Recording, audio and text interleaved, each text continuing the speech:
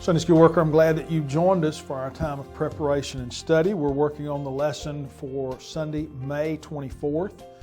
The title of this lesson is Accepting, and we're going to be in Romans chapter 14. We're going to look at the first 12 verses. So Sunday, May 24th, title of the lesson is Accepting. The point of the lesson, the thing that we want our people walking out of the room with on Sunday morning when we finish Sunday school is this, that believers should accept and encourage other believers to facilitate unity. We should be protecting the unity of the church. And so we're going to talk about what that means and how to do that. Well, you've got your scripture, you got your outline. Let's jump in there. Let's study these verses. You've got the introductory ideas here. The first thing that I put here is that people often rush to judge people because of their words, their deeds, maybe even their political persuasion, or even their appearance. Those first impressions, or judging a book by its cover, if you will. The believers in Rome needed to accept and encourage one another in the church.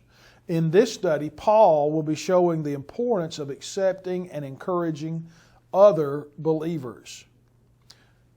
That last statement there in the introduction, Christian love seeks the good of others rather than demanding that others conform to our preferences. I would underline that and remind myself of that Christian love seeks the good of others rather than demanding that others conform to our preference. Wow.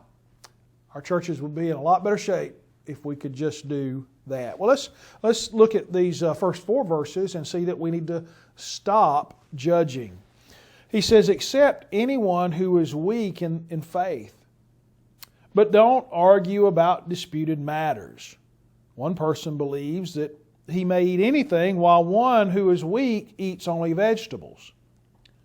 One who eats must not look down on the one who does not eat, and the one who does not eat must not judge the one who does, because God has accepted him.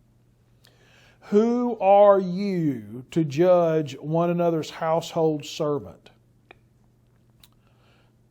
Before his own Lord he stands and falls, and he will stand because the Lord is able to make him stand. So here Paul says, stop judging.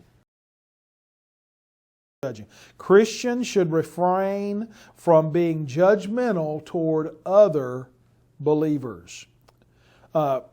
We need to be reminded that Christians are servants of God and are acceptable to Him alone. In other words, that's what matters most, is where people stand with God.